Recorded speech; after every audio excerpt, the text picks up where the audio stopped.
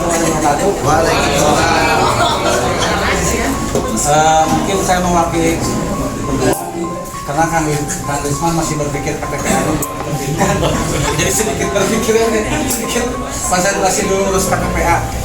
Jadi Kang Asep Nurjaman, tadi memang saya beberapa hari yang lalu mendapatkan salinan kerjasama antara pemerintah Kabupaten Garut dengan Medina.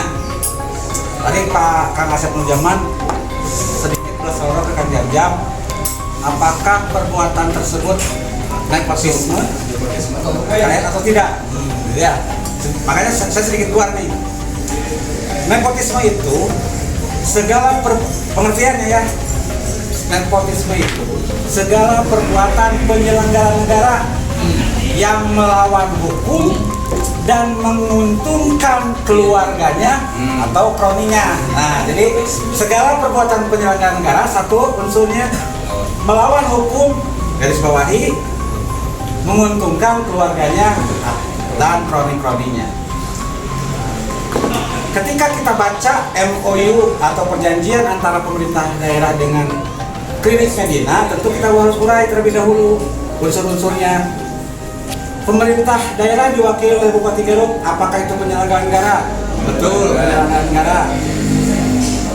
Kemudian selanjutnya PT Medina Medica Gunawan, apakah termasuk kroninya ataupun keluarganya? Nah, kita juga perlu mengetahui salah satunya dengan pertama melihat struktur kepengurusan dari PT tersebut. Akte Kang Asep Nurjaman, cuy, gaduh. Akte alias. Ada nggak? Ada, kalau nggak ada nggak apa-apa. Nah, ngaku. selanjutnya yang kita harus buktikan apakah perbuatan kerjasama antara pemerintah daerah dan Klinik Medina itu adalah perbuatan melawan hukum. Jelas. Nah, kita lu yang jelas mana? Saya jelas karena pokok itu bukan anak angkat. Kalau berani yuk tes DNA antara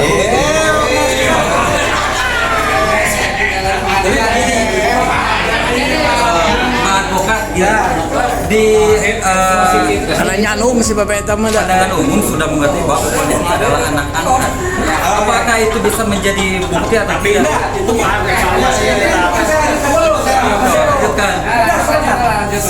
Jadi kenapa saya perlu akte pendirian? Karena di sana ada pengurus, komisaris. Kalau ada salah satu pengurus yang merupakan atau mempunyai hubungan keluarga dengan penyelenggara negara tersebut, itu termasuk ke poin 1. Kemudian yang harus dibuktikan unsur melawan hukumnya.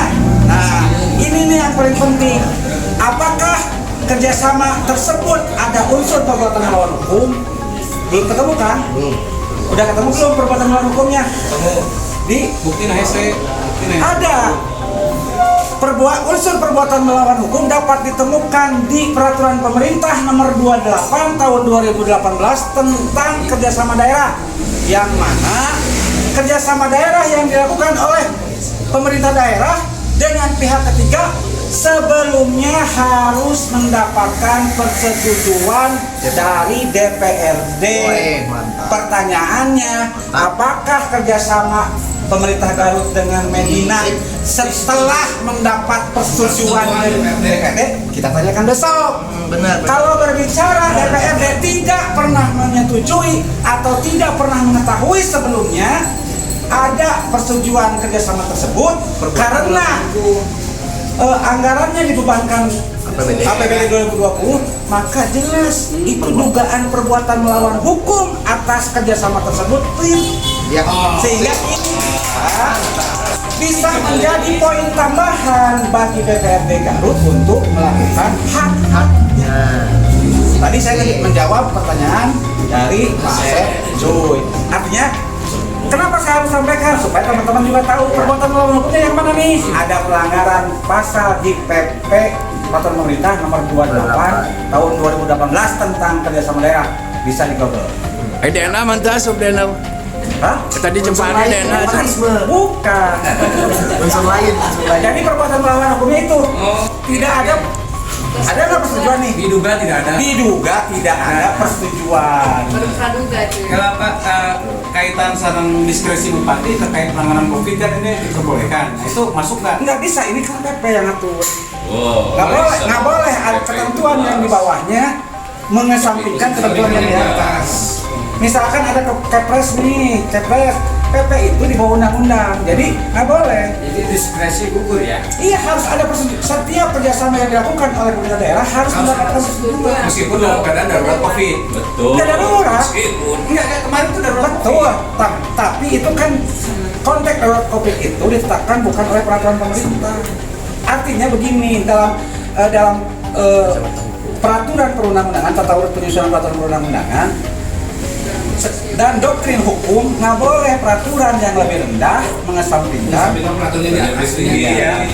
Ya itu paham, saya paham. Tapi kan spesialis. masalahnya kan kewenangan kepala daerah untuk mengambil langkah-langkah yang diperlukan atau diskresi dengan bupati itu kan sudah diatur dengan Satgas. bukan Satgas. Ada undang-undang nomor 2 2020 itu Pak. Nah, eta undang-undang COVID. Undang-undang nomor 2 tahun 2020 itu kemarin. Bisi kementahkeun ke eta, saya berwacana bisi kementahkeun ke. Iya, tinggal kita uji. Tinggal diuji aja. Jadi artinya perdebatan ini harusnya menjadi perdebatan pansus. Biarkan pansus mengundang ahli, maksud saya, karena kan di sini nanti ahli yang akan menyampaikan argumentasinya. Yang penting kita hari ini pegang saja PP sebagai penjabaran dari Undang-Undang 23 2014, PP 28 2018. Pegang. Enggak persetujuan DPRD gitu. Nah, kan pertanyaannya ada nggak persetujuan PP? Kalau nggak ada, nah ini juga perbuatan melawan hukumnya. Oh. Ya. ini Pak, Bisa dijerat oleh pasal berapa dari 21? Oh iya, betul. Di DNA mah teh asup ada ke bukan melanggar. DNA. Itu ada aturan dari Satgas Covid Nasional ketika menentukan Ada tempat untuk karantina. di keputusan menteri itu di 169 tahun 2020. Jadi yang bisa dirujuk itu rumah sakit yang sudah siap. Alat medisnya sudah siap, Fasilitasnya. fasilitasnya sudah siap, kemudian tenaga medisnya harus siap. Nah sebenarnya kalau melihat dari kontrak ini kan posisinya kosong. Itu Ruangan. Hanya sewa ruangan. kondisinya harus siap, nggak bisa di kontrak. itu yang menjadi alat. Jadi bahan pokoknya itu Mas. Itu kira Kalau niatnya nggak bagian saya mau sudah selesainya. Komite Jangkar Jadi udah cukup Kita segitu. itu di Pak. Hanya menerangkan saja itu nanti buat besok teman-teman. Bisa saya tidak bisa menyampaikan, kesempatan saya menyampaikan yang bisa sedikit, jadi teman-teman kan paham. Jadi ada mungkin yang nanti Kang yang akan mendengar siapa. Tapi prinsipnya itu sih. Baik, makasih. Dari topik Assalamualaikum. Waalaikumsalam. Satu,